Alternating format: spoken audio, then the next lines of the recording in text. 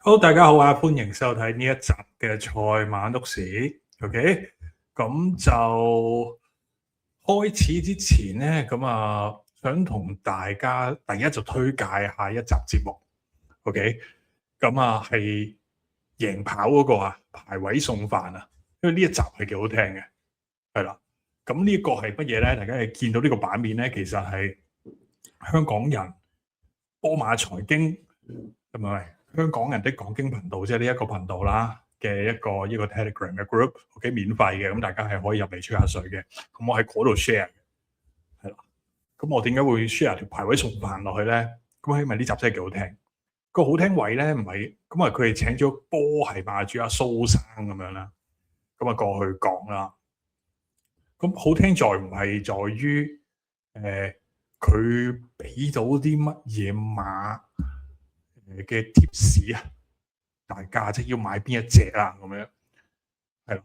咁但係好聽個位咧係在於，我終於喺一啲而家比較大嘅節目裏邊咧，又聽到一個係識認識賽馬或者認識馬嘅一個人咯，去講咯。咁啊好難得，同埋佢都好後生啊，係佢都好後生。甚至乎我夠膽講，阿蘇生對賽馬嗰個理解咧，對馬個理解咧係一定好過晒現役贏跑所有主持，係啦，現役啊 ，OK，咁其實件事係唔 make sense 噶嘛，係嘛？即係佢係一個馬主啦，佢亦都有參與去有一啲育馬啦嘅生意啦，咁但係你對於香港啊，即係你對於香港個賽馬嘅理解，理論上啊，嗰啲主持啊，先應該係佢日日對住噶嘛，你職業嚟噶嘛。咁但係，喂，你聽下蘇生講嘢咧，其實佢係咯，真係你會覺得啊好舒服咯。你聽完你會覺得，哇，係佢真係講緊一啲 knowledge 出嚟咯。咁好值得聽嘅。今日咧，你見到條 banner 咧，如果你撳 banner 入嚟嘅話咧，你會見到個標題嘅，就係同大家講流年運程啊嘛。咁我諗住水大家入嚟嘅啫，係啦，我鬼識咩？老實講，你去聽下蘇師傅啦，我位楊師傅啦，咁樣啦。咁但係我都係嗰句嘅，不論你屬乜嘢啦，不論你12星座係乜啦，不論係你嗰啲咩月相啊，唔知啦，咩啲咩星座咩血型乜鬼嘢都好啦。其實我覺得喺每一個時間，你一定會有順利同唔順利嘅時間嘅。咁但係當我哋係去開放我哋自己去繼續去學習嘅話咧，到最後咧學到嗰啲嘢咧，一定係你自己嘅。即係例如賽馬咁樣，當你越嚟越認識嗰件事，認識得深咧，到最後贏錢係一定嘅咯。係啊，贏錢係一定嘅咯。係啊，咁好啦，就係咁啦。係咯，咁大家有興趣自己入嚟呢個 group 啦嚇，嗰啲link 就會放翻晒喺資訊欄嗰度嘅。咁贏跑嘅節目，我諗大家都應該有 subscribe 㗎啦，咁啊自己去睇下啦。呢集係好聽嘅，好冇？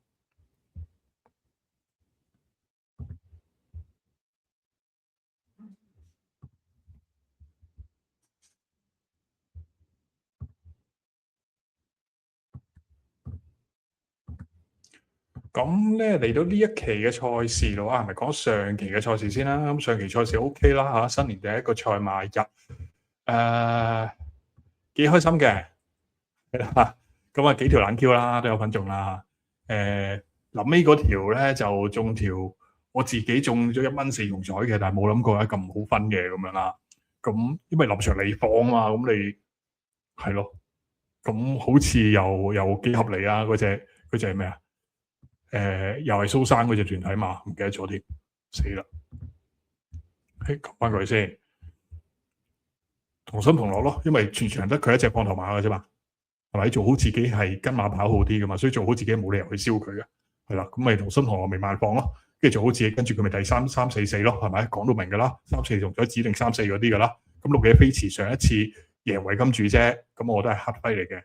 咁啊，所以咁啊，但係一隻惡嘅熱門咯。OK，咁咪繼續咁樣咯。咁另外嗰隻方仔嗰隻乜鬼啊？應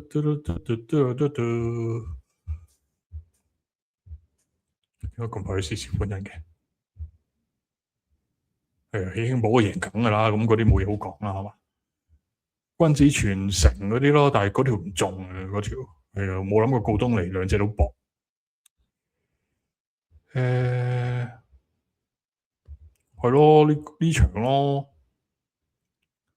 快活英雄跑自己咯，內檔好啲咯。咁你跟住嗰隻開心指數係上場嘅賽績一定係好噶啦。咁我哋咁碌市都有講嘅話，咁你135磅，咁睇下你得唔得咯？咁啊，好似都真係爭少少，係啦。咁所以我哋嘅快活英雄做膽嘅，直頭快活英雄做膽。咁之前幫家拍嗰條都中啦嚇。早啲喎嗰場好似和道風啊，係啊，幾好判啊隻馬真係，係咯。咁潘頓最大冇得輸啦，咁但係嗰場又唔中邊啦，咁都 OK 嘅，一條 Q 都20幾倍，係咯。咁啊發個新年嘅小財啦 ，OK，咁都希望幫到大家啦。咁大家如果有興趣 subscribe 個 Patreon 嘅，咁啊除咗有呢個，咁我哋現場咧睇完馬之後咧就會分析 ，OK。咁啊好彩蘇生唔係做呢一範嘅啫，如果唔係，我覺得我會輸嘅。係啦，而家佢有個 AI 嘛，係啦，咁啊幫啲牧場啊去睇下點樣去分析下，即係用 AI 嚟上馬，簡單啲嚟講，係啊，咁佢就唔係攞嚟賭馬嘅，係啦，咁啊好彩啦，係啦，我好彩啦，如果唔係，即係就算有隻我版本嘅 AI，可能我都唔夠籌嘅，咁所以我先話頭先個節目好值得聽啦，係啦，好正啦，我覺得，亦都係我又恐懼又期待嘅一日啦，就係有人係真係整隻 AI 出嚟賭馬，係啦，但係你要確保喎，隻 AI 你唔好去學嗰啲乜鬼嘢，嗰啲咩馬房收，即係你唔好即係你塞件垃圾俾 AI 讀完之後，佢會俾翻件垃圾你㗎嘛，係咪？咁而家坊間咁 Q 多垃圾。咁你件 AI 學乜嘢咧？係啦，咁咯，咁所以，但係如果真係有個 AI 版本嘅我咧，跟住同我喺度逐場馬喺度玩咧，其實我覺得好好玩咯。咁啊有期待啦，但係有恐懼啦，因為到嗰時我就應該冇得做，咁啊做其他咯，係咯，咁咯。咁同埋都唔係容易嘅，唔係容易嘅，即係你始終馬係動物啊嘛，係咯，同埋香港係特別難。係啊，頭先個節目都有講，贏跑個節目都有講嘅，就話你香港嘅 track bias 係全世界見唔到咁變態。係啊，你唔會有條 track 咧係點解上半場有咩不離地，跟住下半場又無啦啦完地之後嚟翻前節咁黐 Q 線，入喺度同我反完轉又反轉，泥地又係咁淋完水又淋水，即係逼人爆粗嘅呢啲。全世界邊有人咁樣搞嘅啫？跑你咪跑咯，係咪？咁你內欄不利，你咪飛出去咯。係咪？咁但係你唔會內欄不利下，跟住無啦啦我壓翻平佢先，你吹啊？咁你馬會冇着數啊嘛？係咪？不過呢啲鬧到好臭啊！新年唔鬧咁多。好，事不宜遲啦，咁啊即刻第一場開始啦噃。咁啊，除咗有我哋即係嗱，如果你 subscribe 個 Patreon 咧，除咗有咩之外咧，咁啊呢個我特登開俾大家睇嘅頭兩場 show 埋俾大家睇啦。OK，其實咧我平時個節目咧，我係讀呢啲多嘅，咁我通常我寫好，即係我度好我就會寫好啦，係咪？咁我寫好我就拍節目啦，咁啦嚇。咁但係大家喂有嫌我有長氣有沉氣有成日咧，喂你啲字幕啊咁樣成日又唔記得出啦，係記得出翻字幕先，係啦。咁嘅話咧，咁就可以 subscribe Patreon 嘅14.8磅 ，OK 一個月，咁咧就可以有埋呢個文字版嘅啦。咁每一次完咗排位之後，我見到個排位之後一日啦，咁我就會做好噶啦，基本上咁就會俾翻大家咯。咁好抵玩嘅，因為就係除咗賽前咁啊，梗係一大堆咁嘅分析啦嚇。咁啊，絕對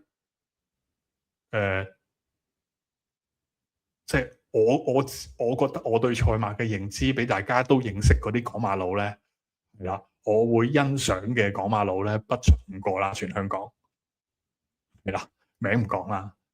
咁所以我覺得我係比絕大部分嘅馬經咧，應該係嚟得有質素嘅。咁當然啦，你話有冇？喂，人哋又有排版又剩喎，咁呢啲冇噶啦。老實講，喂，要講速度嘛，係咪？腦就得一個，係咪？馬又係我，波又係我，財經又係我，邊講得咁多啫？咁啊，最緊要係嗰個知識。咁同埋，喂，就算喂臨場落雨啊，等等各樣嘢咧，咁啊喺都唔緊要嘅，係啦，即係嚟緊有雨季啦嘛，香港係咪？咁你知嗰啲3、4、5月，梗係落雨落到 PK 嘅啦，成日都係咁噶啦。咁啊，嗰啲咩游水馬嗰啲咁嘅嘢咧，咁全部都有得睇嘅。係啦，咁啊都會俾埋大家嘅，好冇？咁啊，大家有興趣去睇下啦。咁啊，事不宜遲啦，咁第一場即刻開始啊！好，第一場咯噃。咁啊，4班1000，咁啊唔知偏差嘅。咁第一場跑馬梗係唔知噶啦。咁呢一場咧，新勝馬或者質新馬其實都唔少噶。8000好運啱啱贏完啦。包裝戰將就攞住1200一場頭馬，跟住就上咗榜之後就一路都唔得嘅。OK， 跟住辣得快就初出嗰場入 Q， 我哋都中啦。閃電小子係初出嘅，可靠大師啊攞住前一場入到 Q 啊賺咗嘅，但係今次加個眼罩。跟住就喜樂師星初出啦嚇，福晉同埋日出東方。如果我冇記錯嘅話，我哋之前屋市係有品提過嘅，兩隻都應該係好馬嚟，兩隻健康都幾有問題。同埋即係運籌帷幄咯，場場塞晒嘅咯，係啦。咁又似乎有啲步速咯，因為呢啲馬傻噶嘛，係啊，嗰啲咩大勝區嗰啲都留唔住嘅，係啦。咁啊，咁嗰啲傻馬啦。跟住嗰隻福晉啊，例牌內閃啦，佢係一檔，咁啊唔知點搞啦。OK，咁最穩陣咧，好似最後咧數嚟數去咧，原來係中環精英。咁雖然上場又跑到氣管多血，咁但係睇啲功夫咧，就似乎係繼續嘅，咁你當冇問題先啦嚇。咁你上季上手馬房同天棚嗰度3、4班直路都係輸近啫，係嘛？佢4班係入 Q，3班都係入 Q，都係輸咁多，係啦。咁因為個榜唔一樣。咁而家攞多幾分喺手噶咯，即係佢而家唔係60分跑4班啊嘛。佢所以你攞多幾分枕手位咧，咁啊有啲着數噶咯，靚檔啊嘛，又唔使估咁多。咁所以做膽咧，可能就穩陣過嗰啲一堆新馬嘅，因為咧其實1、2咧一對馬咧，其實都係同一個問題嘅重磅馬。咁你話8000好運上場犀唔犀利咧？其實我覺得都犀利㗎，唔係佢贏個表現短促犀利㗎，係因為隻馬本身根本就未夠，嗰場肯定未夠。咁佢都可以贏咧，就證明質素係有翻咁上下嘅。咁當然你話喂，咁呢啲咁質新馬跑一場好一場，事實 OK， 但係個考驗就係後生馬重磅，當然。呢個馬房蔡約翰成功率相對係高嘅，咁睇下係咪就係質素加，即係我諗上場跑7成，咁場7成半或者8成，係咪都可以掃晒你咯？因為質新嘅唔止佢嘛。咁包裝戰將就係一隻重磅唔得嘅例子咯，係咪？咁上場潰敗都唔係冇原因㗎，咁但係今場依然重磅，但係就縮一戰。上場騎師就話有呼吸聲啊嘛，啊！咁今日都好多啲咁嘅馬嘅，咩覺得嗰啲跑姿唔得啊？咁好幾隻都係咁樣。咁但係賽後咧，就個練馬師啲操練咧，都係話俾大家聽咧，就你又有問題啊，你又有疑慮啊，嗰種咯，係啊，就唔係隻馬嘅動作有疑慮咯。OK，咁睇下個1200級數夠唔夠克服個重磅咯。係啦，包裝戰將呢啲就睇下個1200級數，因為基本上直路1000，喂，其實。跑馬地又好啦，沙田又好，啲1000米咧，基本上3、4班都係嘅，都係最弱嘅，都係最弱嘅。咁所以係咯，睇下隔離嗰啲馬咁過嚟咁夠屈咯。閃電小子啦，咁啊1月16號佢從化集俾落去，仲勁過啱啱禮拜4夜晚嗰隻櫻花酒杯嘅。OK， 櫻花酒杯要打嘅，係啦，佢就俾落去嘅，咁但係佢仲勁嘅。OK， 咁所以嗱，佢父母兩線都係短號馬嚟嘅，可能好高㗎呢啲馬。咁潘頓咧就即刻搶咗嚟跑啦，係咪？呢啲唔好諗啦。OK， 咁啊可靠大師啦，加個眼罩官咁啊 OK 嘅，咁樣睇下有冇刺激作用啦。喜樂之星嗰啲集咧就顯示佢有前速，但係就冇乜特別嘢嘅，因為佢多數咧有前速喺前面就撳翻住噶啦。咁好冷嘅就拖下咯，即係呢啲佢冇特別俾嘢你睇啊嘛。咁或者你睇飛咯，即係離奇有好重飛嘅，咁咪跟下咯，係咪？即係幕後睇到啲嘢，咁我哋唔知噶嘛嗰啲。福晉就同日出東方都係噶啦，其實應該幾好馬嚟嘅，但係未搞好嘅。福晉咧就一定內閃嘅，隻馬次次都內閃啊，就算試集都內閃啊。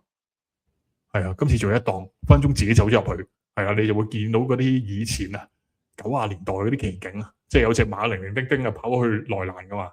OK， 咁啦，日出東方1月頭啲功夫未甩過嘅，唔係 sorry， 1月頭啲功夫甩過，咁隻馬一路都唔夠膽游水，我唔知原因。係啦，咁呢啲會係即係你覺得佢會有啲問題咧，咁啊佢唔會咁做，咁後生。傳承精神啦，紙上嗰啲血統咧顯示佢嚟嚟應該 OK 嘅，又係嗰啲啦 ，More Than Ready 啊，係撳下佢血統啦 ，Auto Heart 啊 ，More Than Ready 啊，即係你成日都見到嗰啲啦，仲有乜乜杜拜啊，嗰扎啦，係啊，你嗰大嘢溝埋一齊咧，通常都嚟嚟都 OK 嘅。咁唔知係咪因為咁啊？佢最後嗰個嚟嚟集咧，其實同啲差唔多班嗰啲對手試咧，個觀感係幾好嘅。咁同埋咧，我留意到佢啲試集咧，佢幾刻意咧係經常都同啲高分馬試嘅，係啦。咁嗰啲嘢梗係唔夠跑啦，係咪？咁你冷門呢啲就可以諗下咯。即係佢嚟嚟得，即係唔代表佢草地唔得噶嘛，兩樣嘢嚟噶嘛。即係例如你浪漫勇士咁，你草地梗係好勁啦，唔代表你嚟地唔得噶嘛。調翻轉頭嚟講嘅嘛。OK， 咁你一隻咪運籌帷幄咯。佢上場都冇跑過啦，係嘛？算你開翻俾大家睇啊，都好嘅。最中意數希威森噶，因為我覺得呢個人係唔應該存在喺香港。離晒譜啊！上場都，上場我哋買咗啊，好似係。係3準備，佢自己步。好，你一開閘嘅時候啊，快閘嘅馬灰馬應龍飛影啦，中間銀翅勇士都快啊，外欄有運籌帷幄啦，中間藍衫藍帽就8000好運，黃衫綠色走。即係你快閘噶嘛，你唔使咁狼狽噶嘛，你知道埋嚟嗰隻叫應龍飛影噶嘛，係嘛？咁如果假如你個人有少少 sense， 話應龍飛影就係一隻前速好 Q 快，係啦，但係咧就一定冇1000米力嘅，個灌注力係唔夠1000米嘅，咁上場佢大落飛啦 ，Wage，OK， 咁可能因為咁樣啊，希威森讓佢埋嚟啦，咁但係你咁樣 over 甩咯，係咪？你前面嗰隻馬會褪嘅，咁你做乜嘢啫？嗰一匹咧，咁啊就係呢隻智力之城啊，進佔第4位到啦。入邊新輝之星最入紅帽咧，就係呢隻拉行兒啊。馬林中間綠衫白帽啊，展鴻威啦。外欄嗰邊啊，運籌帷幄啦。紅衫黑帽啊，中呢隻中得好啦。馬林中間仲有萬里雲啊，後啲先有綠印明珠文彩風流辣得爽利，暫時墊後綠衫嗰隻就反查金案嚟㗎。除非你前嗰隻帶你上去嘅啫。成堆馬擠埋一嚿啊，外欄咪尖尖先隻應龍飛影嚟嘅，咁啊中間有銀翅勇士啦，黃衫入邊智力之城啦，藍衫入邊咧咁啊。仲有8000好運啊！入邊仲有2隻啊，新輝之星拉合爾啊，中檔位置仲有萬里雲添啊，運籌帷幄啊，完全冇位啊，最後100零米啦，8000好運就透出咗，外邊銀翅勇士，埋邊追上嚟咗文彩風流，接近終點先不投。其實希威森咧咁樣騎馬，啱禮拜4有一隻嘅包裝天象，佢一分疆，隻馬就閃，閃完出閃入。仲衰過鍾易麗喎，老實講，希威森嗰手噶嘛分疆，即係你正常啊，你分疆你隻馬係攞 balance 噶嘛，係嘛？你唔會分完疆之後隻馬又出又入噶嘛，係咪？即係你開翻條片嚟睇，真係好好笑喎！我見到嗰場，係跟住佢係阻到人嘅，我記得佢阻到邊隻咧，我唔記得咗，係咯，即係希威森呢啲係極度水嘅騎師咯。係唔應該喺香港一個咁高水平嘅陣容嗰度存在嘅咯。咁但係佢有好多好馬咯，今日都有幾隻係佢，係下場好似又係佢，係啦咁咯。咁但係咁好啊，你運籌帷幄又係局揀㗎啦。咁但係你膽，我覺得就中環精英咯。但係中環精英係咪贏得晒啲組咧？咁可能都難啲嘅。咁啦，咁所以委佢嚟做膽拖腳咯。咁啲腳就頭先我講咗好多啦。你睇下邊啲啱心水咯，或者呢場度都冇所謂㗎，係咪？咁1點咪去食個午飯先翻嚟咯。咁你又知道個偏差，係咪？仲有直路賽。好，第2場啦，4班1200係啦，又係希威森啊，係啊，千杯不醉啊。咁啊呢場咧，其實我諗住係揾呢隻行頭添嘅，因為佢外地贏1000嘅。sorry 啊，係咪要轉字幕？哎呀，記得啊，今次千杯不醉咁啊，佢外地贏1000，老豆係短途馬。媽媽都生過隻兄弟贏金拖鞋，咁可能係正宗短途馬嚟噶嘛？你唔一定係1400好嘅啫，係咪？咁同埋而家喺香港又係啦，你嗰啲1200啊3、4班都水到不得了啊，根本係水到不得了。咁你1400就算你遇到嗰啲和妥啲嗰啲組別咧，都梗有幾隻識跑噶嘛。係咯，咁如果佢真係咩嘅，咁今次速成啦，冇快馬嘅喎呢組，你數下邊隻快？係跟住又嚟呢個 Smart Racer 最好嘅功能啦。我哋 short 一 short 先，跑過嗰啲馬裏邊最快嗰隻叫香港仔，咁你就知道一定快啦，一定快啦。OK，咁咯，跟住嗰隻叫大財，咁你更加肯定唔會快啦。OK，你睇佢張速勢圖話士登都守到呢個位咧，咁你寫包單都得啦，呢場一定慢步速。喂，咁佢其實佢實到埋嚟就咩嘅咯？佢千四又練過氣，係啊，實到埋嚟就放頭都得就得嘅咯。咁但係當然啦，轉彎第一場嘛，我哋永遠都唔知放頭得唔得噶嘛，係咪咁咯？咁但係我留意喎，佢近排咧好搞笑嘅喎，近排多數咧嚟到呢啲冬天咧，香港都係吹東北風噶嘛。但係近排咧沙田係好有吹西南風添嘅喎，即係倒翻轉喎。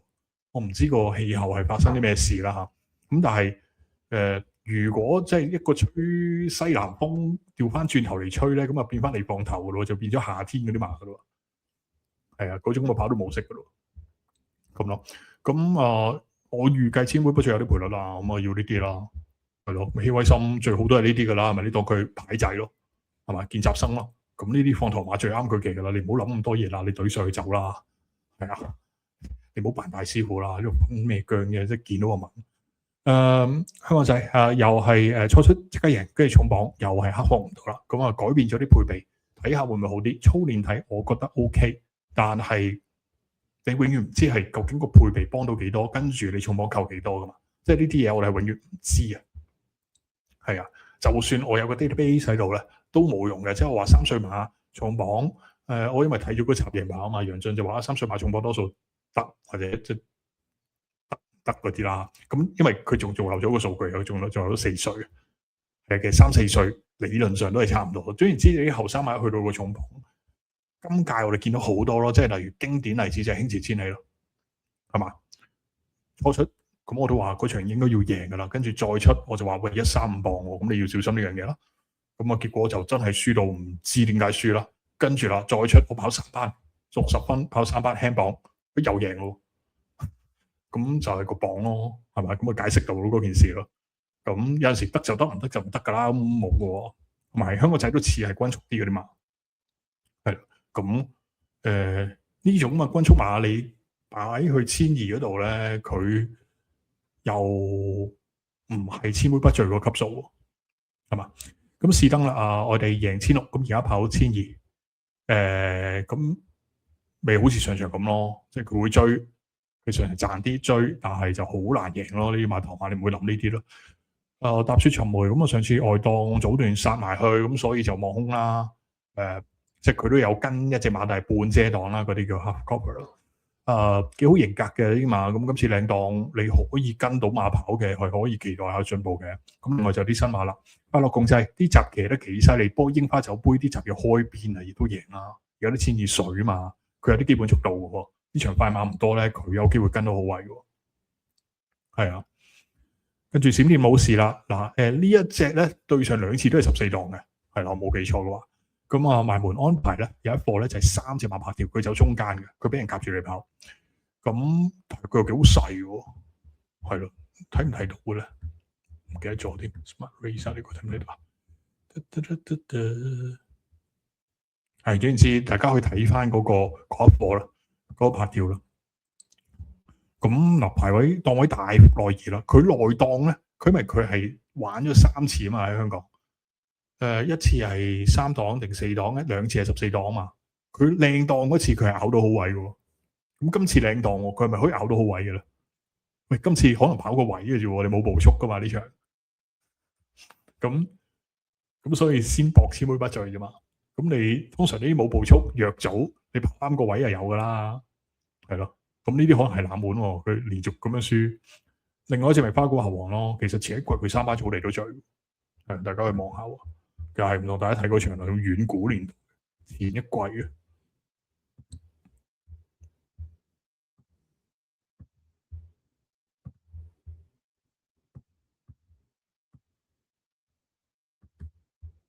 呢場啊嘛，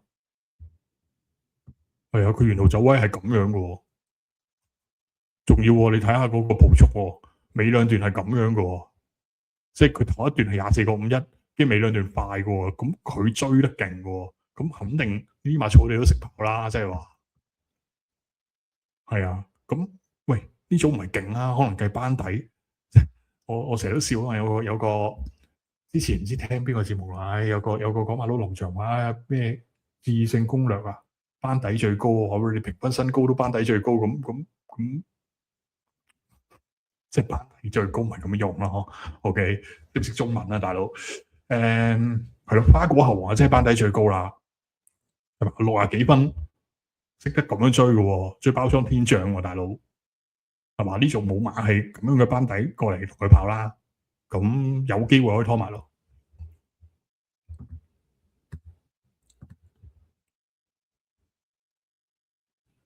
好，第三場咁啊，5班1800，竟然唔係擺頭場噃。咁呢組有隻馬一定要揀嘅喎，咁啊同大家睇嗰場，贏到爆咯，上場都冇跑過咁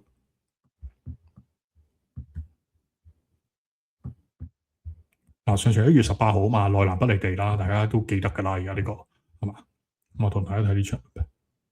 鐵甲速龍再起擒，好，你一開閘嘅時候慢咗一閘嘅鐵甲速龍嚟㗎。好啦，前面快嘅馬一馬當先走上去啦，外邊黃金風速相當快閘啊！咁啊，再見到中間咧有皮具大師啦，咁啊再見到內欄位置係個好贏到爆，而家尾4內欄嗰隻 ，OK，即係齊歡墜落嚟㗎。直接睇到佢。內欄紫色眼罩藍衫，大約尾6咧，仲喺型到爆啊！響外邊神殺金剛啦，63尾4外邊係香港精神啦，馬林中間尾3咧，咁都係慢步速啦呢場。尾2淺藍衫內欄幸運同行暫時墊後，開心3多嚟㗎。好啦，過呢個800米段處啦，黃金風速咧就順住放啊，夢照發就跟住個第2位啊，第3位內欄位置係齊歡墜落啊，響中檔咧仲有呢隻就金。咁呢個唔關潘頓事嘅，老實講係啦，就唔係頭先攞嚟塞嗰啲嚟嘅。咁因為你1200，唔係你2000米啊，上場係跑，咁你2000米你一開閘就轉彎㗎啦嘛，咁我梗係同你慳咗先啦。OK，咁而家成埲牆喺嗰度，即係慢步速，我冇得估㗎，大佬。得意啊，慢慢攞咗出去㗎啦。中間第5位有呢隻就皮具大師啊，外邊冚大利好運咁啊，馬林中間跟住佢隻馬就細粒又冇得自己撞咗佢嘅。等入邊嘅馬有美麗多型馬林入邊咧，仲有型到爆嗰啲馬掟出去外邊追啦，有香港精神神殺金剛嚟㗎。好啦，最後300零米啦，黃金風速佔先啦。好，300米線啊，仲未望到空啊！夢照發大隻嗰佢率先上嚟挑戰啊！咁啊外邊位置香港精神嘅衝勢亦都凌厲啊！響入邊型到爆咗嚟咗咁啊！出邊追仲有隻開心3多，最後100零米香港精神外邊逢馬過馬最後望空，即係贏出呢場賽事。夢照發第2，第3外邊開心3多，第4。喂，咁你搞完咁多嘢，仲要咧？其實我覺得咧，因為呢隻係破格馬嚟㗎，即係型到爆，佢唔係中長途血統嚟㗎。係啊，咁所以既然係咁，你跑2000，你塞足350米，你都肯追嘅，咁肯定狀態 fit 先啦。慢步速嗰啲佢又唔怕嘅，係啦，佢鬥爆佢都贏你嘅，因為佢揸住短途爆炸力㗎。係啊，咁你揸膽啊、Winner 啊乜鬼嘢都係佢㗎啦。OK，咁啊穩腳嘅啫。咁穩腳咧，我自己就1、2、3、7裏邊揀嘅，我轉咗個字幕，未轉喎。係好犀利嘅，上程到爆 ，OK。咁啊1號藤黃區，咁嗱你睇翻個血統啦。媽媽贏到2300，同埋佢模式似阿公嘅，所以咁啊冇阿公即係媽媽個爸爸 ，OK。咁啊，所以佢增程可能都好嘅。咁外搭有得追未有你得戰咯，甚至乎佢會唔會其實唔係追嘅咧，都唔知㗎。呢啲馬 PPG 嚟㗎嘛，係嘛？特別美麗。咁啊，上場表面上贏跑馬地啦，仲要走甩先啦嚇。不過如果你睇翻同場對手咧，咩暴風雷嗰啲咧，咁之後贏4班噶嘛。咁嗱，起碼確認一樣嘢先，就係呢隻特別美麗係一定係一隻中距離打上噶嘛。係啦，我一路都講噶啦，係唔明點解佢喺度都要跑短嘅。咁今次個檔如果有得賺嘅，咁仍然有機會嘛。即係跑短你唔係唔得㗎，有一排佢都成日 Q 夠嘅啦。係啊，總會咩咁？即係例如我原本。我原本考100分嘅 ，OK，咁但係你逼我嗰日係要用左手寫字，咁我可能都有70分㗎，係嘛？咁但係我一定要用右手寫字叻啲咯，係咪？咁總會有咁嘅機會。咁但係肯定㗎啦，而家呢隻特別美麗就證明咗㗎啦。係啊，咁睇下個檔有冇得殘啦，我唔知啊呢個，臨場再睇啦。鐵甲叔王咁上場頭先都有睇啦，慢咗集啊嘛，咁啊當冇跑過啦。咁佢阿公係天文學家啊嘛，媽媽2400都上命噶嘛，香港跑1899%都夠氣啦呢啲。咁上次咁你當慢集又好啦，落後跑又好啦，攞嚟輸嘅啫。咁呢場係冇馬走嘅又嚟啦，OK 又冇馬走啦。咁點搞咧？唉，咁我唔知個地佢又會唔會淋水淋翻慢啊？呢場你睇下，成官最落房。咁一定咩啦？咁你見到第2位嗰隻叫蒙兆發，咁咪更加黐線啦，係嘛？咁佢要走，佢一定走到。同埋你1800，你慢集都唔驚嘛？1800係對面1000米直路俾你任擺位噶嘛？係咪？咁佢肯殺埋你，起碼2搭咯，係嘛？蒙兆發點會可能擺到前啊？你唔好玩我啦，師兄！如果蒙兆發擺到前嗰場係世紀慢步速嚟嘅喎。佢中段走順咗，佢可以加速，係啦，佢好均速噶嘛。咁但係咩咯？咁鐵甲叔王，我覺得如果你擺翻前嘅，可以搏翻你回馬槍啦。鐵甲叔王講咗啦，咁啊講埋蒙兆發啦，咁因為均速馬係啊冇步速，佢內檔，我唔恭喜㗎呢啲馬。佢最緊要係走先，係啦，佢上場跑馬地尾，即係因為即係特別美麗嗰場啊，佢就跟住一齊走嘛，咁所以咪啱佢跑咯。咁但係沙田就唔可以好似跑馬地咁跑喎。OK，齊潘最落咧，上次跟馬跑完全唔識跑啊，係要睇下佢同鐵甲松龍點樣互動啊。如果鐵甲松龍咧冚埋佢咧，佢又懶醒咁樣跟馬跑咧，佢就輸 Q 梗啊。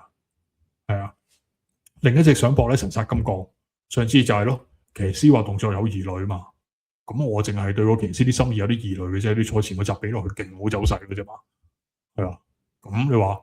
俾落去有走勢係咪都合理咧？都係嘅。咁但係起碼我俾落去，即係如果我試集俾落去，我做到23秒幾，跟住衝上嚟嘅，咁即係隻馬肯定就冇事先啦。佢17集嚟嘅喎，佢咪88集喎。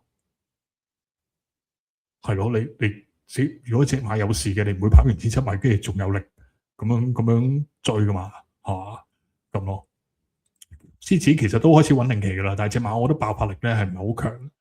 都係啲好均速嗰啲馬，啲慢步速夠爆咧，佢冇可能贏到包咁咯。咁所以腳我就1、2、3、7裏邊揀。如果你好想拖，都支持。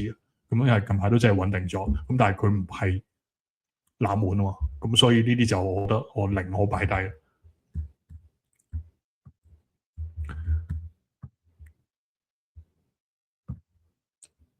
第4場。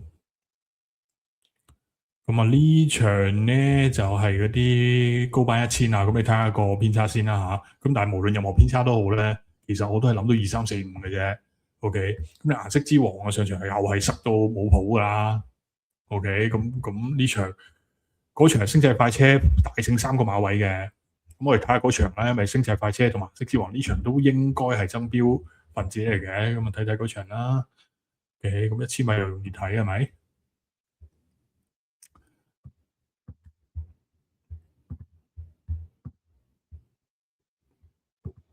大熱係6會跟啦，外欄位置仲有呢隻係嗱，放嗰隻係星際快車，咁後邊嗰隻啊黃色藍色帽嗰隻咧顏色之王而家仲揾緊位啊，蓋妹。飲杯啦，再見到響入邊啊魔術控制追啲啊，中檔位置咗英雄豪傑啊，外邊啊咁啊呢隻顏色之王依家先揾到位喺後面追啊，最後100零米啦，星際快車已經係放到順晒拋離後邊嘅對手咧，贏出楊子京短途錦標啊，跑第2名，外邊追翻上嚟啊，顏色之王第3。我數咗啦，啱啱頭先佢最後嗰200米咧，佢跑18步，18步喎。一望空之後跑18步，佢都追過翻晒其他馬。咁其他馬點樣同佢跑咧？呢一場咁最多你話喂星際快車再贏佢得唔得？咁得係。咁但係其他馬理論上咧就唔會夠佢跑噶啦。咁所以你咪 mark 低嗰場嗰啲馬咯。咁啊唔好搞嗰啲啦。OK。咁所以2、3一對你都係要翻嘅。咁星際快車點解可以再同佢間下咧？佢埋門試咗3個集，第一試集唔止冇錢收，仲要俾錢嘅。咁唔係做功夫唔會咁樣玩嘅，因為隻馬跑開嘅嘛，我唔係啲唔識跑嗰啲馬要繼續練啊嘛。OK，咁第二嗱，你上場雖然大勝3個馬位加14分翻嚟嘅，咁但係其實咧加好多分來回副榜咧，佢都係受讓少7磅嘅啫。上場佢就受讓7磅，呢場係平磅啊嘛，同顏色之王係咯，咁可控制範圍咯，我覺得。咁所以2-3-1隊一定要翻。唯一一隻3-2-1場我會想要翻嘅咧就係魔術控制，因為佢上場千二貨真價實嘅喎，好快步速嘅喎嗰場，佢頂到最後嘅喎。係啊，佢守住個 box， 仲要可能內欄有啲不利添，我懷疑。咁所以會唔會係即係跑跑下狀態翻咗嚟咧？咁我分今季又減咗3到10分嘅啦。咁可以要翻，唯一隻新加入對手咪偏英澳場咯，係咯，攞住1004級數咯，我覺得機會大概167咁咯，冇噶啦，係啊。咁大佬鬼知咩？你1004縮1000，適唔適應到或者係咪想跑？真係唔知噶嘛呢啲。咁呢啲咪就係你有賠率咪拖下咯，冇賠率即係佢大落飛嘅，話你見到500字大落飛啊，你第一時間你都飛啦，哇！咁有啲馬房就喺度明係8分噶啦，佢都唔識，係咯，懷疑嗰個蘇生啊都識過某啲馬房。第5場4班1200，係咪又係嗰啲弱組啊？其實都弱弱地喎呢組，即係都弱弱地。但係就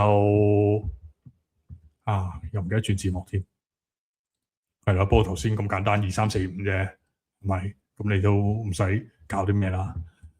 好啦，咁場地除非極端唔理放啦，否則呢場醒目高球我覺得要翻嘅，係啦。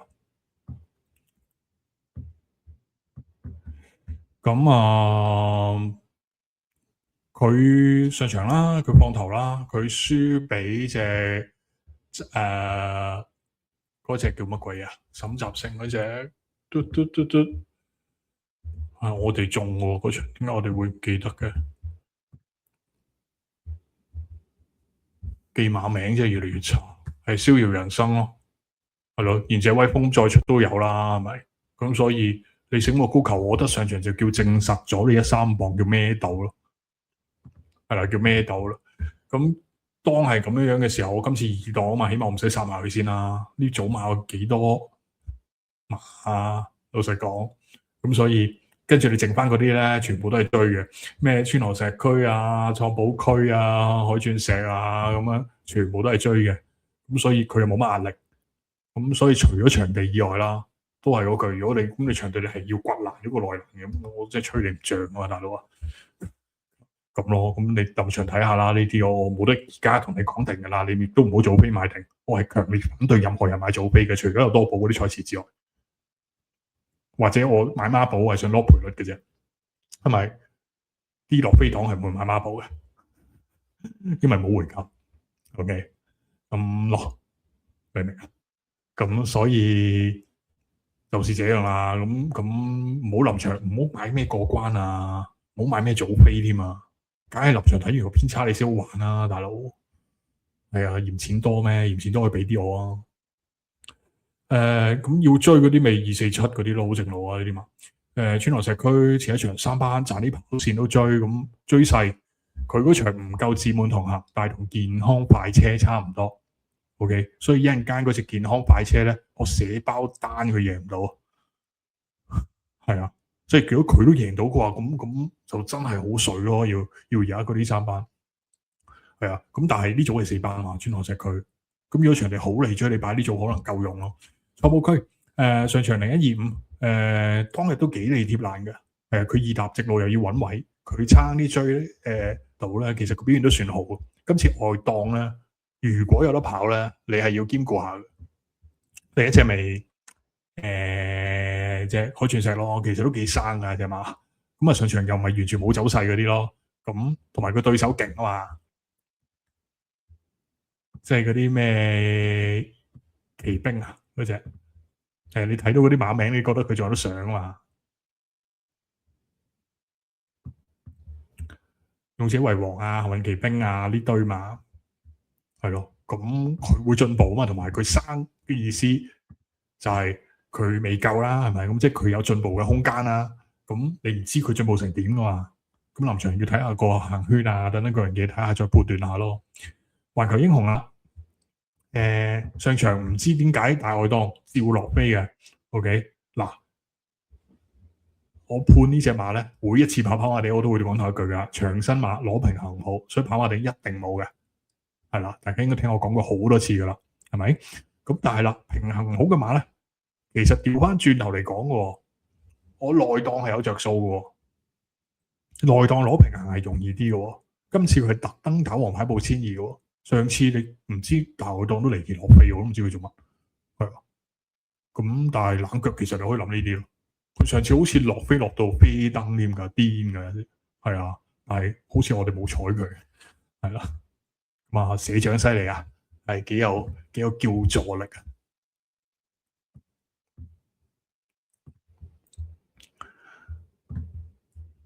第6場4班1400，咁啊六寶頭關啊，喂，六寶200萬多寶都真係要諗啊。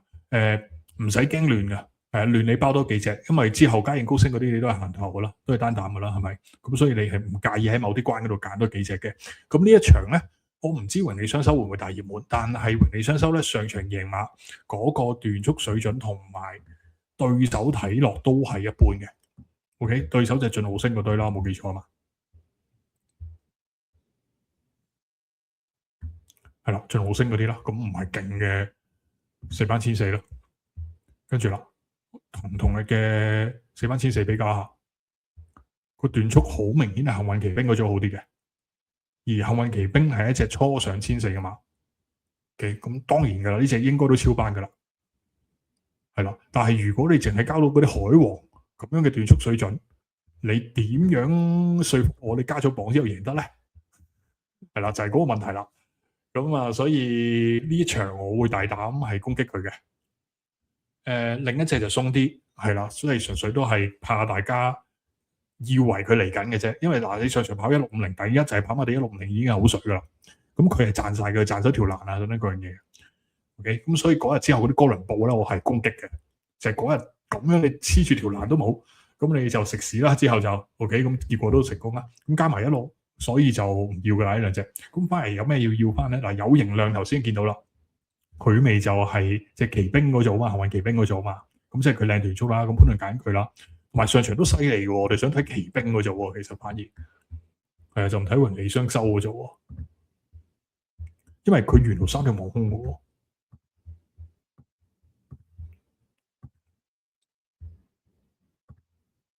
4班前幸運騎兵啊，咁啊，大約跟住個第6要攞出去。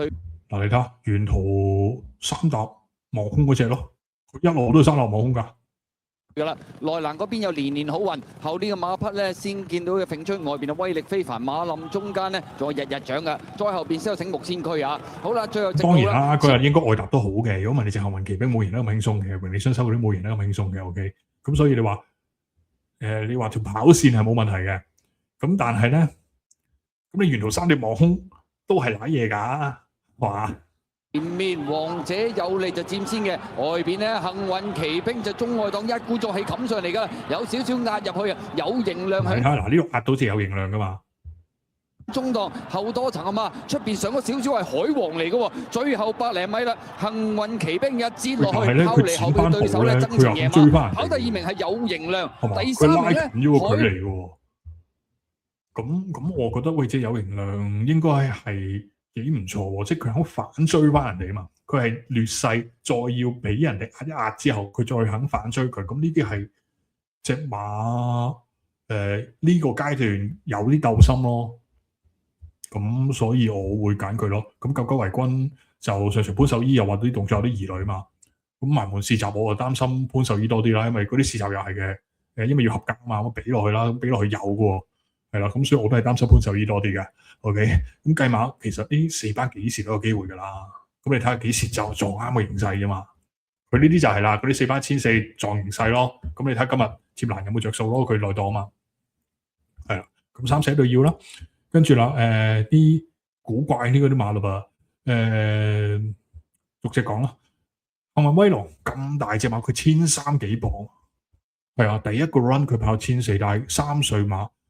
咁大隻馬，第一個 run 跑1400，佢上場跑到都唔失禮㗎，有獎金啦。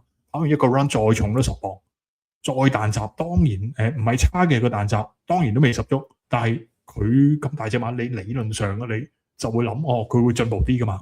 佢進步啲可能已經夠㗎咯。係啊。美斯魚啊，咁啊上場直路係左嘅，咁增程血統應該到你，但係你貼欄尾拖住咯，因為未有證明太多咯。紅磚戰士又係上場200米左右就受咗噶啦，輸2個馬位俾榮利雙收啫嘛。係啊，咁你加埋嗰啲來回副榜咧，榮利雙收加個榜上去嘛，佢可能夠飯先嘅。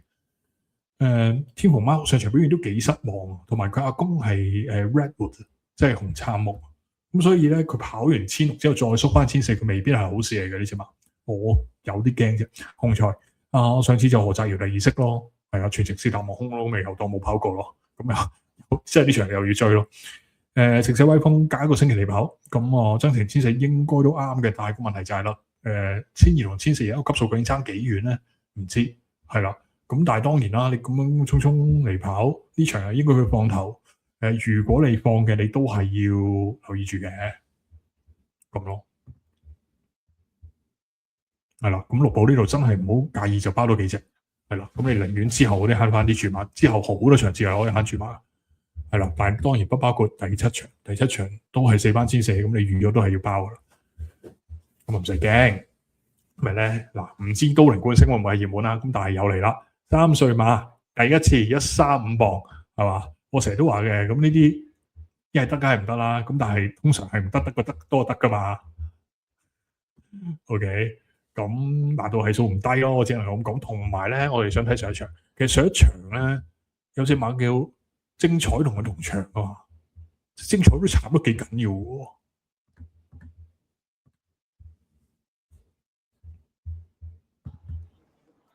呢隻咧就係中間夾住係嗰隻精彩嚟㗎。好啦，咁啊轉緊彎嘅時候啦，烽火猴王就貼欄放嘅，跟住喺第2位有泰盛區。嗱外邊白色帽嗰隻都靈冠星嘛。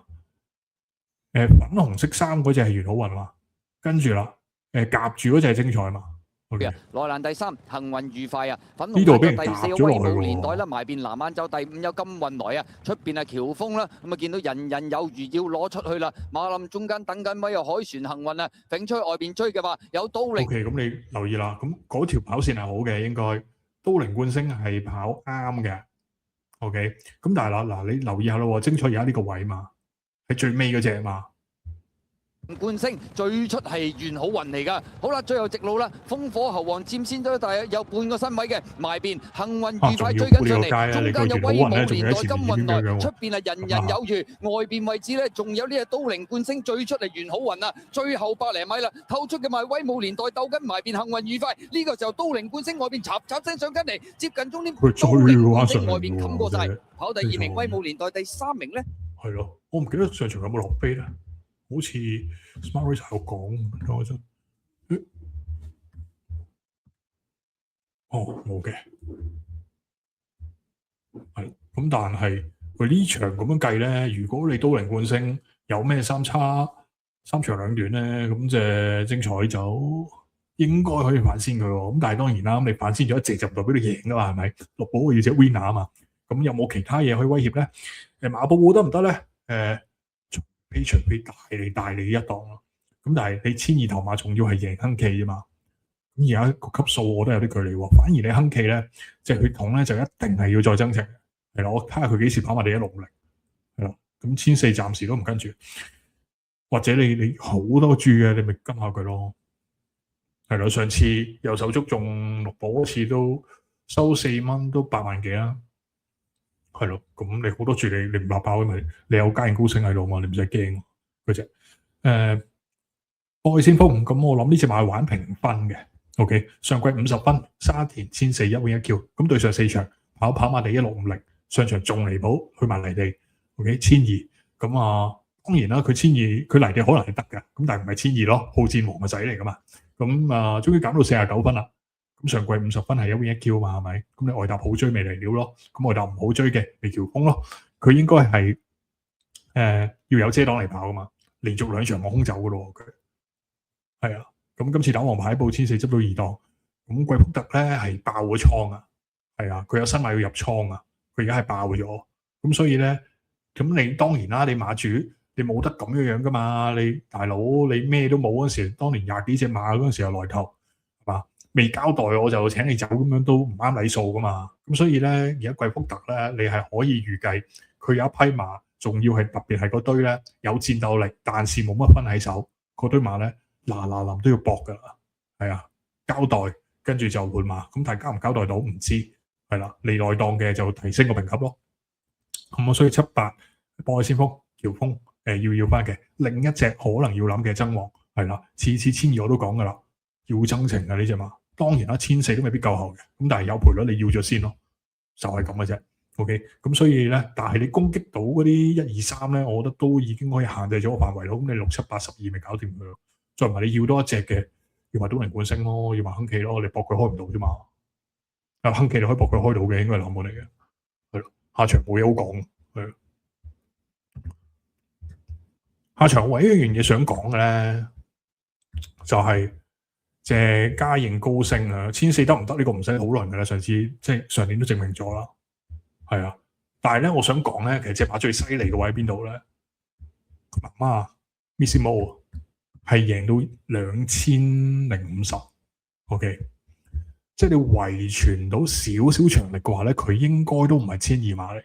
咁當然啦，破紀錄梗噶啦，係啦，佢係世界馬王，佢係唔使亂試噶，係咪？你冇理由逼佢，我又去1600挑戰下得唔得啊？咪要挑戰下自己？喂，人各有志啫，我唔一定要好中意挑戰自己噶嘛。哇！我明明就係1200世界馬王，係啊，跑1400我懷疑佢都係世界馬王。當然可能1600都係，咁但係我唔需要用呢件事而去證明我自己噶嘛，係嘛？18連勝喎，係咯，即係放喺邊度都係一個好犀利嘅記錄啦。咁跟住啦，我想講嗰樣嘢咧就係咧，如果大家相信佢唔係一隻正宗嘅短途馬，你嗰隻1200馬同佢跑咧都輸咁遠嘅話咧，你1400大家個實力距離只會更加遠嘅咋。係啊，咁所以嗰隻1200上嚟嗰隻馬咧諗都唔使諗，係啊，連第2都唔使擺。OK， 咁當然啦，佢可以跑第2，咁其他1400馬唔得咪唔得咯，係咪？因為你其他1400馬唔係好勁啫嘛呢度，係啊。咁但係基本上你單膽6環彩就嘉應高升噶啦。你臨場好鬼想賭埋嘅，我要賭條單棍，咁咪2重彩咯。單棍搏一隻呢場波係個馬主林生啊嘛，就講合夥飛馳嘅。咁當然因為佢唔係專職做呢範，即係佢唔係好賭馬噶嘛。咁佢係缺貨嘅，我都有諗過嘅，因為呢隻 OK 佢係缺過貨嘅。咁所以咩啊？陽光勇士都有諗過，但係陽光勇士都屢次證明咗噶啦，佢真係1600好過1400嘅呢隻馬。咁所以咧，我唯一剩翻金鑽貴人啦。金鑽貴人咁上場前我都講啦，佢應該後生就上去試中距離，而唔係亂咁跑135磅嗰啲賽事嘅。咁而家老咗咧，你好難同馬王鬥噶啦。老實講，佢全盛期都未必夠啦，仲要傷過咧。咁但係佢起碼係唔屬於原本短途馬嗰堆嚟㗎，係啊。跟住啦，其實佢2季之前上季女皇呢紀念就係馬王贏啊嘛，嘉應高升贏。前一季咧唔係佢贏，唔係金鑽貴人贏，但係咧其實你睇翻金鑽貴人跑得幾好，嗰場係加州星球贏啊嘛，冇記錯嘛。呢場佢跑第5嘅啫，但係其實佢表現幾好啊。我哋俾你睇下嗰場，係好少睇啲咁耐嘅片啊嘛，懷舊一下。紀念杯準備，然後係美麗同向嚟㗎，開始轉香港體育學院彎嘅時候啦，前面放㗎嘛，有幸運有貴人，亦都要攞出去外邊㗎啦。嗱，第一極端慢步速嚟㗎呢場 ，OK。而你話喂咁加州星球揸越嚟贏會唔會鋸咗啊？跟住嗰陣時候都係晚尾水啦，係嘛？但係嗱，就係因為咁樣樣，加州星球跑完呢場之後咧，佢做咩事咧？佢係去咗跑阿喬斯短途嗰場。佢係贏嘅，破人哋場地紀錄時間嘅。OK， 咁 Q 慢步速，咁你加州星球贏好合理啊？係咪？金鑽貴人喺邊度啊？而家係尾二，黃色衫嗰隻。好啦，咁轉彎入直路嘅時候啦，加州星球佔先。咁第一就係金鑽貴人都唔應該係一隻留到咁後追嘅馬啦，係嘛？係咪？跟住啦，你唔應該留到咁後追嘅，你又慢步速又留到咁後追，佢又追得幾似模似健樣康愉快響呢喎。個第二位，埋邊等緊位咧，有鴻運帝王，中間小霸王，入邊神虎龍區啊，外邊冚嘅馬有金鑽貴人黃衫，中檔位置永遠美麗側起個頭啊，中間位置仲有隻幸運有利，最後300米埋邊加州星球仲有優勢啊，中間健康愉快亦都未散啊，外邊位置有永遠美麗，最出位置咧仲有隻金鑽貴人，最後100米到加州星球越放越有，贏出呢場女王銀禧紀念杯啊，跑第2名啊嘛。係咯，佢一路咁追翻近嘅喎，即係當其時都永遠美麗未係咁鋸啊嘛。係啊，咁當年嗰啲標誌星河係未有咁跑極都冇噶嘛。即係當年嘅伍鵬志都仲係一個好似有啲希望嘅新星嚟噶嘛，新星練馬師啊講緊咁噶嘛，係咯，咁又好似幾似樣喎。咁今次靚檔噶嘛，我冇記錯嘛，即係今次貴人係咯靚檔，咁你加人高聲力放噶嘛，我咪跟住你跑咯，係咯，冇理由你慢得過紅運帝王啩？咁我跟住你跑，你其他馬你要過佢喎，調翻轉頭，你嗰啲咩精選暴雪啊，嗰扎嘢啊，咩叫人民區你要過佢喎，你個前速一定冇佢咁快過而家。咁我單棍我就跟住貴人咯，係啊，咁跟住貴人係可惜嘅，係啦，因為佢可惜在咧唔係佢冇上中距離咁簡單，係佢去亂搏咗嗰啲135磅，我覺得係即係嗰陣時候係用多咗，令到隻馬搏傷咗，咁係好唔抵嘅一件事。好，第9場啊，3班1200，佢幾隻都係嗰啲跑馬地1000嗰啲馬過嚟嘅，咩合波飛船4班1000係嘛，大佬年年幸運又係喎，3班1000馬過嚟喎，大佬點搞啊？咁嗱呢場咧有隻 benchmark 喺度嘅健康快車，佢點都追嘅，係啊，但係咧你發現咧佢場場都追近咧，佢場場而家都仲喺3班咧，就係呢啲又叫中流砥柱，但係咧其實你調翻轉頭咁嚟諗咧，佢呢個分係好難贏嘅應該。而贏就一早贏咗啦，你總係場啱名勢㗎係嘛？你跑咁多係嘛？咁所以咧嗱呢場咧有幾隻係嗰啲4R 上嚟㗎，係啊，就係冷蛙啦、大愛無疆啦嗰堆啦。今年嗰隻4R連埋隻極上沙龍嗰堆咧，其實都睇落咧係幾有前景嘅馬嚟嘅。我對佢哋個寄望咧都幾高，係啦。咁啊先講呢一場先啦。冷蛙上次段速睇落唔勁，但係唔好唔記得，佢跑完嗰啲4R，佢孭住135磅，佢繼續係輕鬆姿態贏嚟嘅。係咁再出嘅嗰隻線路英雄，你話喂佢上次又發燒又成咁樣，咁係事實。咁但係你都唔好忘記，冷蛙係3歲孭住135磅嘛。OK，咁66分啦，所以奧爾文接到啦。呢個你唔好鬧潘頓先，我原本都想打字鬧潘頓咧，你又搶下啦。係啦，之前嗰隻咧係真係搶嘅，嗰隻叫乜鬼啊？閃電武士啊，唔係 sorry，唔係閃電武士，直路嗰隻閃電小子啊 sorry， 閃電小子咧何澤如一手操開㗎，我都唔知點解會俾潘頓攞咗咁啦，咁係㗎啦，呢個66分，因為你預咗跑唔到㗎嘛。係咪？你照排嘅話，應該係121磅噶嘛。咁奧爾文係跑唔到嘅，咁所以就變咗潘頓啦。咁但係 anyway，佢都係機會馬嚟嘅。換咗潘頓可能熱啲咯，係咯，冇辦法嘅。咁但係呢場係咪完全冇對手咧？未必。嗱，大愛無疆因為一樣原理嘅啫。你135磅，你可以係得，可以係唔得，係嘛？咁但係你永遠冇辦法證實影響係幾多噶嘛 ？OK。咁嗱，你包咗名將，所以你上場係突破咗幾多嘢嘅？有135磅啦，第一次跑轉彎啦。咁嗱，你輸俾嗰隻古浪好友再出去再贏噶啦，咁所以你唔使擔心先啦。跟住啦，咁如果你調翻轉頭嚟諗啦，如果你真係有影響嘅，咁你升班輕磅其實有權跑高好多。你睇下輕馳千里就明白噶咯，係啊，仲有好多唔同呢啲咁嘅例子嘅，基本上。咁點解係嗰啲3歲啊、4歲啊嗰啲135磅咧？我唔知啊，我都。可能因為咧嗰啲 PP 咧唔知，因為外地個磅係唔一樣噶嘛，特別啲歐洲馬咧成日都130幾磅啊，我有啲見到140，我都呢140交叉我都見過噶嘛，咁所以可能佢哋慣喎，係咯，咁中意啲 PPG 就係總之贏完一場，佢一孭個重磅咧就成日都係出事㗎啦，係咯，咁啦。咁但係咁你上咗嚟3班啦，可以跑高好多咯。咁你一隻咪大愛無疆咯，一樣原理。OK， 初出贏完就係135磅啦。咁佢可以有權進步好大嗰啲馬啦。咁所以健康快車假設佢贏唔到㗎啦。OK， 咁你咪4、7、10 3隻3步咯。咁你買 Q 你咪拖埋健康快車咯，或者位置 Q 你咪健康快車咯。佢成日都拋近啊嘛。係啊，咁綠寶我唔求個第2㗎啦，我淨係求個 winner 㗎咋。係啊，中個特別獎我夠我食㗎啦，好冇？好，第10場啊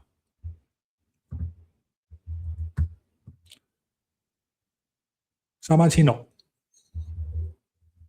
嗱呢場咧有幾隻馬上次同場嘅超易穩贏嗰場我哋抌晒春㗎。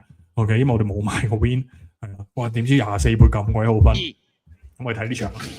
好啦，黃旗舉好，你一開閘嘅時候啊，快閘嘅馬中間呢有開心勇區啊，外邊加應勇將啦，再見到中檔黑衫有自然動力內欄呢，和帽走咗上去第4位呢，仲有豐盛啊，後多層嘅馬啦，內欄一起美麗啦，外邊橙衫橙帽呢，仲有隻超輕鬆啊，淺紫色衫響出邊走埋上去，仲有魅力之耀啊，外邊位置係確好勁嚟㗎，後邊嗱超易穩，後邊啦，橙色衫貼欄嗰隻啦。跟住開心勇區2搭4位5位嗰隻藍衫貼欄，第3格1號一起美麗，咁美麗係件新嚟㗎。分別有包裝戰士啦，內欄大約尾5度啦，藍衫藍帽係一定超啊，後邊嗰4匹馬有超勁雄威啦，後邊3匹超易穩，尾位置係金盛名區啊，暫時殿後係嗰匹立百川嚟㗎。開始轉香港體育學院灣啦，放咗出嚟跑㗎嘛，外邊位置就係超輕鬆啊，嘉應勇將係內欄第2啊，外邊冚上去第2位嘅馬有魅力之耀啦，第4位中間有呢隻藍衫藍帽就開心勇區啊，出邊呢綠衫第5嘅馬呢仲有確好勁啊，後多層嘅馬啦，內欄黑衫大約跟住個第6仲有自然動力，中間就豐盛啊，外邊藍白環間衫包裝戰士啊，最後呢個馬匹響入邊就係粉紅袖黑帽呢就一起美麗啦，馬林中間藍衫仲有一定超，掟出去外邊追嘅馬有金盛名區㗎，好啦，正在直路啦，前面超輕鬆啊鬥緊魅力之耀啊，咁啊見到中間位置開心勇區就追，開心勇區咧呢場都叫跑啱嘅，係啦，咁但係超易穩嘅際遇佢係跑啱，超易穩嘅際遇係完美嘅，你見啲貼欄㗎嘛原本佢，跟住咧佢一搬咗出嚟啦 ，OK，咁一衝咧佢最後就過晒嘅，一起美麗咧就喺裏邊塞，同埋我懷疑到呢場咧裏邊直路咧即係利貼欄嘅。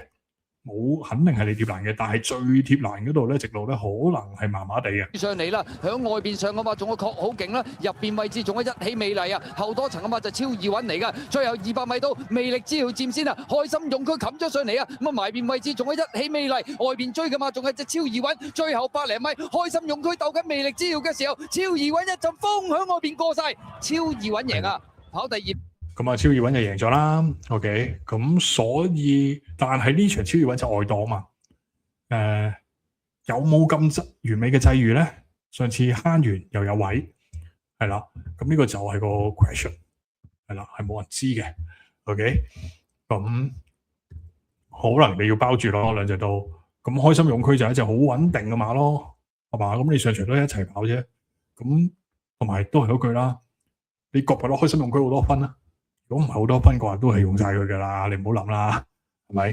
即係貴神真係要新馬嘅，而家你多馬，你係馬主，你都想俾馬佢啦，係嘛？即係你有隻馬，我都想話貴神幫我變下魔術啦。咁啊，呢啲馬要啦，一起美麗，頭先咪內欄塞嘅，佢好似望空咗之後，個衝勢唔夠個超越穩嗰啲咩，但係我想講，第一隻馬今季次復出嗰場係第2個 run。可能係不利跑線，就算你唔計不利跑線咧，其實一起美麗係一隻均速馬。OK，佢第1個 run 咧1400米慢步速，佢全場追得好勁嘅嗰場。OK，咁所以上場1600咧，佢走咗入去，就算你唔當佢不利跑線咧，其實佢俾人混咗咁耐，一隻均速馬咧，點樣都係外邊順走係好啲嘅。慢門嗰集佢係好細嘅，呢隻一起美麗係要翻嘅，所以1、2、3全部要晒佢啦。係啦，我最睇好係1添。係啦，我覺得佢呢場會喺外邊走，因為你美麗係嗰啲咧，你潘頓冇得塞咁多次㗎。係啊，即係唔係話潘頓即係阿一哥個面子賣唔起啊？係你都唔好意思㗎嘛，係咪？即係大家咁好關係，搞你一鑊就算啦，搞你兩鑊咁樣咁都唔好意思嘅，係咪？新年流流唔搞呢啲嘢嘅，咁所以1、2、3要搞翻啦。嗱，火悟空上次落班就輕鬆啦，咁啊3班對住呢組我都算強，係啊，衝程場嘅馬，你要離外搭追咯，因為你衝程場嘛。如果你要裏邊攝大家鬥，即係其實你裏邊攝咧，通常咧就係嚟啲鬥爆啊嗰啲馬，咁你要外搭追咧就係、大家一齊飛出去嘛。咁咪睇大家邊個衝程場咯，係啦，就會係咁樣嘅。咁所以呢類馬係要睇下個場地形勢就唔就佢，個檔位係就咗噶啦，睇下個場地形勢就唔就啦。跟住另一隻咪靈燈咯，睇下好嚟放咪佢咯。均速馬上次放咁啊，真係唔夠紫荊城勢爆，但係紫荊城勢我都講過啦，佢未必係一隻千六特別好嘅馬嚟。係啊，擺紫荊城勢喺呢度，我唔覺得佢太上風。咁但係個爆炸力係好明顯地，紫荊城勢幾步插插聲係過咗靈燈，係咯。咁匆匆再跑，肯定係想攞入場券啦，但係會近嘅。但 Winner 我就麻麻，除非好離放，係除非好離放。咁如果你話我壓完地我鬼知咩？咁我都認同。咁你就一係包晒佢咯。因為下場其實都可以慳住嘅。如果你呢一場你揀包晒400嘅話咧，咁我哋下場慳住咯。下場極上沙龍啊嘛，係嘛？咁極上沙龍上場好犀利㗎。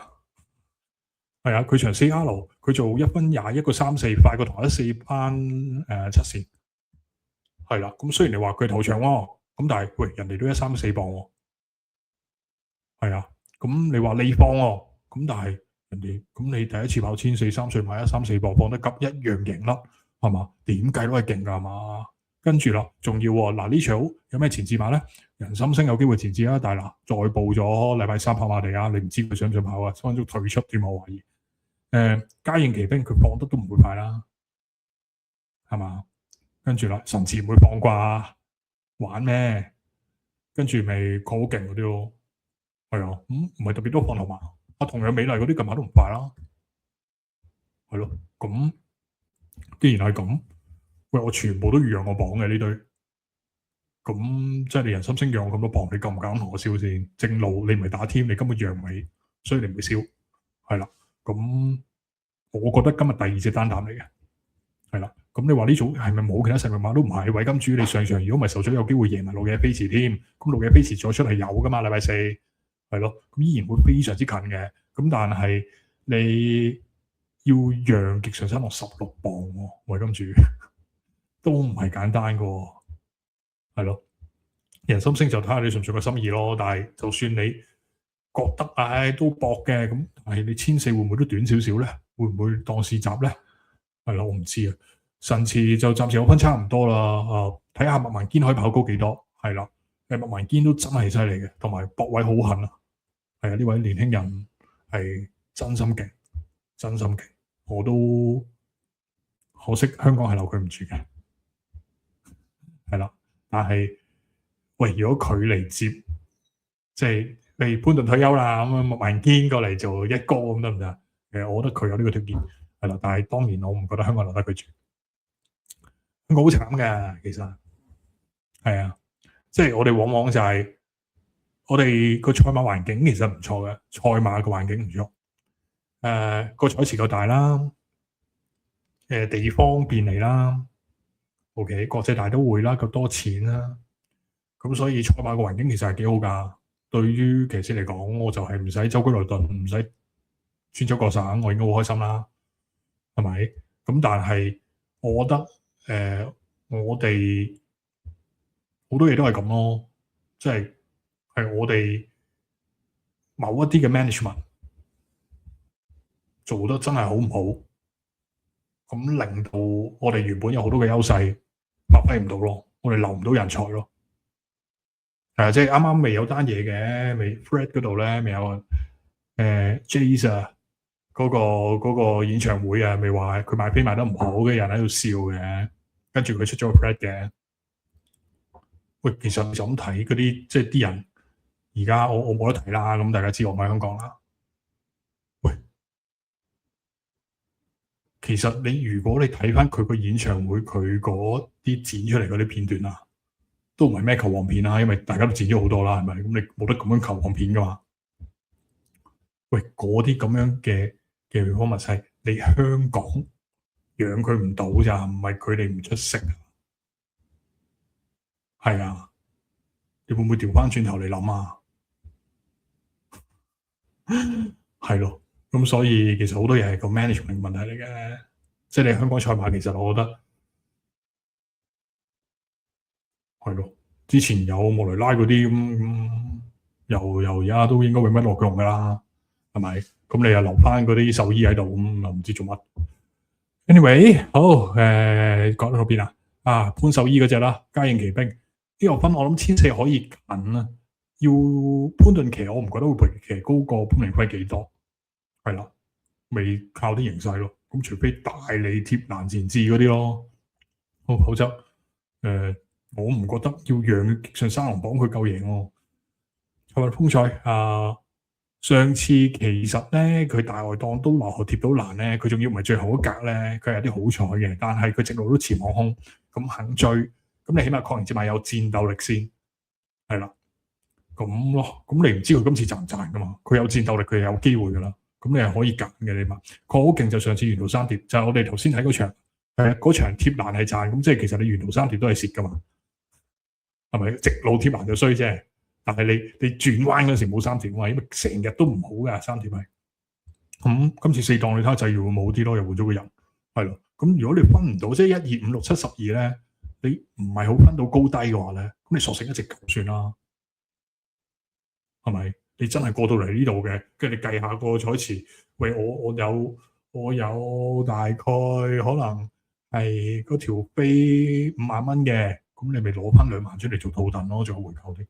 係咯，到時再諗啦，好冇？咁今日係咁多啦，我哋下一集再同大家見面啦。咁如果大家中意呢類型做長策局嘅節目，可以 like 同 subscribe 呢個 channel 啦。咁另外啦，喂，想入個 Telegram 個 group 免費嘅，想入去嗰個 Patreon，OK，要埋我哋嗰個分析策局個文字版同埋即場嘅分析嘅話咧，咁可以 subscribe 個 Patreon，所有 link 我會放翻晒資訊欄嗰度，好冇啊？咁啊，自己去睇下啦。11場嗰個字幕係未出啊？我真係極順沙龍一隻算啦，好唔好啊？唔好諗咁多嘢啦，係咯，我自己會咁咯。咁當然你話咁我都唔使跟足你，係嘅，都真係嘅。